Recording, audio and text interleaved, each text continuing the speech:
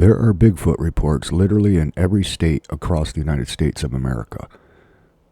Many of these reports can be read on the BFRO website. There have been sightings in my area, including Allegany State Park, which is over 68,000 acres of rural wilderness. A family of 3 had an incident that was reported back on August 22nd of 2019 while staying in Allegany State Park. The man rented a 16 by 16 cabin on the Hamlin Trail with his wife and young son in July of 2013. The cabin is rented by the New York State Parks Recreation and Historical Society at Allegany State Park. The cabin number was number 4. The witness states that the weather conditions were clear, however extremely muggy. He was not wearing a shirt due to the humidity. At approximately 10:30 p.m., he and his wife heard a loud banging noise on the outside of the cabin. He said that he could feel the cabin shake. I inquired if the structure had a permanent foundation. His response was that they stood off the ground on cinder blocks. The interior of the cabin did have lights. He said the lights helped illuminate the exterior front portion of the dark unlit grounds through the non-curtained windows. He immediately grabbed his flashlight and shined it out the front porch window. He was anticipating a possible black bear. However, he was startled to see a hulking bipedal creature walking away from the cabin. He observed it to be a minimal of 8 feet tall, 500 to 600 pounds, with very broad shoulders, large chest, and long arms that swayed as it walked.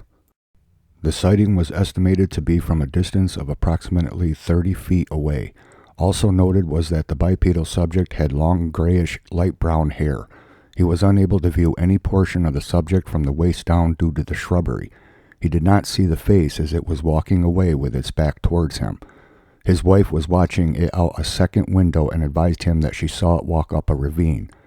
After waiting inside of the cabin for 15 minutes, unsure of what to do next, he decided to open the door and step out onto the porch. He noted that the senses were greeted by a foul, wet, dirty mildew, powerful odor that was not present during any portion of their stay prior to his sighting. When asked how he came to the assumption of the subject's size and weight, he stated that he is 5 feet tall and the porch was 3 feet from the ground. He stated from the waist up he had a clear and unobstructed view of the subject he identified as a Sasquatch. When I asked if it was possibly a bear, he stated that he was a hunter and also a butcher by trade. He has no trouble differentiating any animal from the subject that he saw. He said a fear came over him for his safety and his family.